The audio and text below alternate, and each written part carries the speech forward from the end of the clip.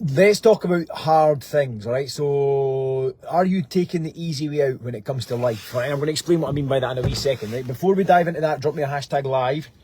If you're watching on live, drop me a hashtag replay if you're watching on replay, so I can see what time this gets to you. Look at this fucking weather. What's going on with that? It was like sunny as hell yesterday, and now it's pissing down with snow. What's going on with that? Welcome to Scotland. Hey, Stuart, thanks for tuning in, brother. Right, okay. So, my question is, are you taking the easy way out, all right? Are you opting for the easy path all the time, all right? Now, I get it, man. Listen, we human beings were actually designed to look for easier ways to do things, right? So if you watch, like, a very good example is, if you watch kids, if you watch little toddlers when they're tiny, when they're teeny weeny, if you drop something on the floor, how do they pick that up? How do they pick it up? They squat all the way down into a perfect squat, they pick the thing up, they stand back up. That's the right way to do it. As we get older, we discover, well, actually, you know what, if we just bend over, that makes that whole thing a whole lot easier. So we remove the mechanics of the squat, we get rid of that, we bend over, we pick the thing up, it's a much easier thing. All right, my dogs are going to go nuts in a minute because there's a whole bunch of dogs coming, so I do apologise for that. But yeah, we make that easier. It's human nature to want to try and make things easier for ourselves because, well, why not, right? If there's an easier way to do something, why not go away and do that? And I get it, it's the natural thing to do, all right? But here's the thing, man. If we're always looking for the easiest way of doing something, then we're losing our ability to cope with adversity. We're losing our ability to cope with difficult things. All right, so, and by the way, this was me. This has been me for a long period of my life. It's only now that I'm starting to kind of switch this around. So if you can think about it this way, man, if you're always taking that easy way of doing things, the easier path, the easier option, not putting yourself into discomfort, not putting yourself through difficult situations, then when a difficult, like a really difficult situation arises, it gets really stressful because you don't know how to cope with that. You've not built up that resilience within yourself to actually be able to cope with that situation. So you end up getting massively stressed, massively anxious, and you're like, oh, fucking hell, what do I do? What do I do? All right, but so let's look at it this way, man.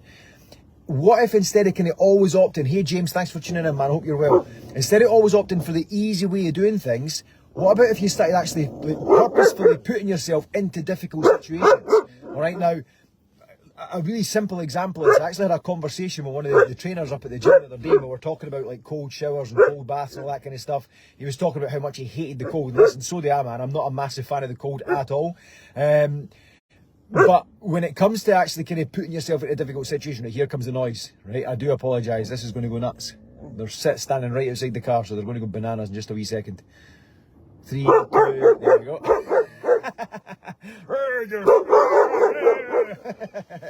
Right, okay, that's it, thank you. Right, but so, when I was talking to this trainer, he was speaking about, right, that's it, thank you, you've told them, well done, rascal, that's it, well done, good boy. So when I was speaking to him about the cold, he's like, oh no, fuck that, man, I'm not a fan of the cold, I'm not a fan. And neither am I hate the cold. I done my first ice bath last year, and I was dreading it. I was dreading the concept of it. Now listen, man, there's loads of people out there that spout all the scientific benefits of ice baths. I'm not going to go into that because it's not my area of expertise. Some people say it speeds up metabolism, it helps to boost your immune system, it helps with like brown fatty tissue, it helps to mobilise that and get that moving. I don't know whether that's true, whether it's not, I don't know, it's not my thing. I'm not going to try and claim any of that kind of shit. The reason that I go into a cold shower is strictly for the mental benefit, all right? Strictly for the mental benefit. And what I mean by that is when I done the ice bath last year, I was dreading it the whole way down. I didn't want to do it. I didn't want to do it at all. I was so resistant. I was like, oh, fuck, I've got to get this fucking ice bath. And I had so much resistance around it, but I got in and I done it. And it was shite. It was absolutely shite initially. But once I was in there, I learned to control the breathing. I was like, oh, actually, you know what? If I just relax, man, and stop trying to fight this so much, this actually isn't all that bad. Right, and I done 4 minutes on my first day. Then the second day I was there, I took that up and I done like 6 minutes or something. I was like, do you know what, this is okay. And again, initially getting in the bath, I was like, fucking hell, and it was bloody cold outside. It was frosty, man, it was freezing cold. I was like, fuck, this is really shit, this is really cold. But then I kind of eased into it, relaxed, and it was like, do you know what, actually, this is okay. Now, on the very last day we were there, we didn't have to do the ice bath. It was like, you don't have to do it anymore. The first 2 days was compulsory, we had to do it. Last day, don't have to do it, it's your choice. I got up early in the morning with one other guy, and we decided we were going to do 10 minutes, man. And we sat in that thing for 10 minutes. We actually pushed it to 10 and a half to push past what we said we were going to do. Fuck, I was vibrating from the inside out, man. It was horrible. But then I jumped in the hot bath straight after. I was like, do you know what? And for the rest of the day, I just felt brilliant. I felt really good. There was a few stressful conversations came up. There's a few difficult tasks came up throughout the course of the day. but I managed to cope with them. It was all right. I mean, I'm not saying that that's the cure-all to your whole life. Like, obviously, like, if that happened and then somebody stole my car, it's like, oh, fuck, I'm not going to cope with that. Like, but what I'm trying to say is, if we purposefully put ourselves into adverse situations that actually cause us discomfort, like put ourselves into that, going and doing a really hard training session, like forcing yourself to do it, maybe going to a boxing class and being like, do you know what, man, I'm going to go and take up boxing, and after 6 weeks I'm going to jump in the ring and I'm going to spar one of the young guns. I'm not saying that's what you have to do, but you get my idea. Signing up to a marathon and actually making yourself go through with the process of doing the marathon. Last year, a few of my clients and I, we went on a 17-hour hike round about the Lomond Hills in Fife. That was rough, man. It was fucking rough, and I knew it was going to be rough. I didn't train for that at all. I'd done a whole bunch of lunges. I'd done 1 2.5 hour walk, but that really wasn't like adequate at all by anybody's standards to go out and do 17 and a half hours, I think we did. I can't remember. I like hike around these fucking hills, man. It was horrible. I couldn't walk properly for 3 days after it. My hips were trashed. All right, but I made myself go and do it. I made myself go into that situation. And the more and more that I find myself doing this and actually seeking out discomfort, seeking out difficult things to do, the more I find myself being able to handle difficult situations when they do arise. Don't get me wrong, man, I'm not an absolute wizard at this yet. There's still some things will pop up and I'm like, oh, Jesus Christ. And it starts to get the better of me. But generally speaking, I'm able to rein that back in fairly damn quickly, because I'm like, you know what, man? It really isn't actually all that bad.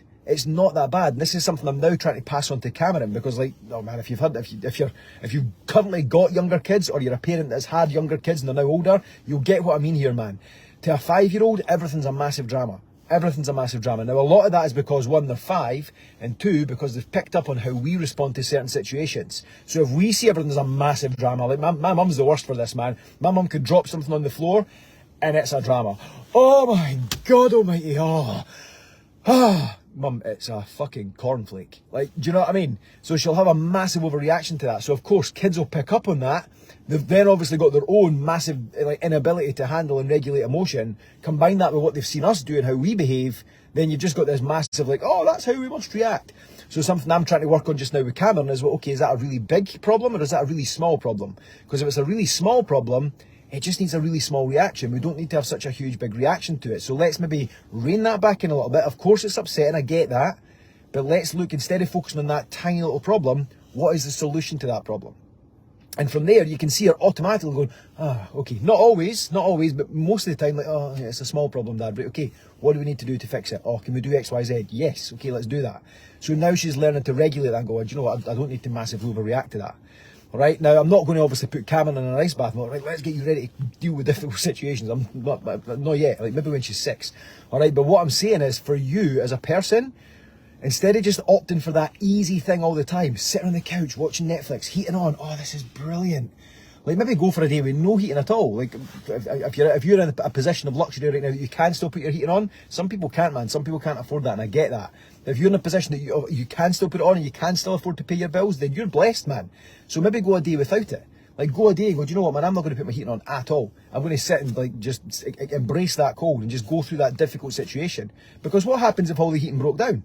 If all the heating broke down and we didn't have it, and you're not prepared for that, what am I going to do? Oh, Jesus Christ.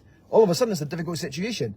But if you're already prepped for it because you've put yourself through that adversity, it's going to put you in a much better position to deal with it going forward.